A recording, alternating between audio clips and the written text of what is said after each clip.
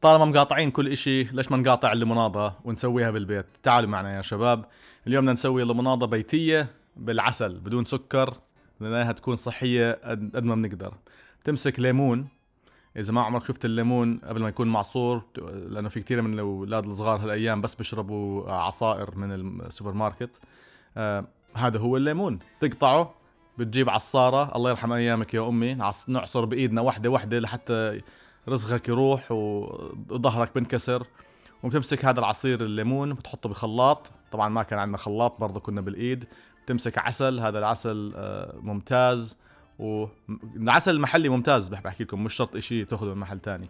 وبعدين بتحط عليه مية لحتى تعبي كل هالشغلة. النسب محطوطة بالمعيارات، بالعيارات، معيارات. نقي اي كلمة بتحب انها تبين لك اياه. اذا بتحب اياه بتحبه يكون شوي ابرد، بتحط فيه ثلج. بتحط ثلج اكتر بصير زي هذا الشراب الثلجي، السلاشي زي ما بقولوا. وبتزيد عليه قد ما بدك. في ناس بحب يحط عليه شوية ايوه هلا بلش نشتغل. شوف ما احلاه، شوية نعناع محلي طازة عضوي.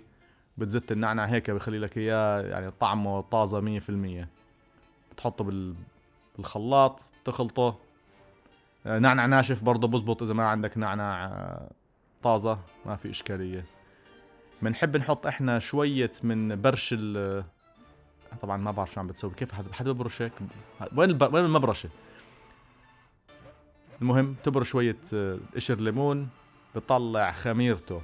بس تخلص تحط لك كم من تلجة. شوف جابوا لي وحده مشان يبرهنوا انه بطعموني بشربوني، بس صراحة يعني كان زاكي وممتاز. ها هي اللايك يا شباب، وتتهنوا، وصحتين يا شباب.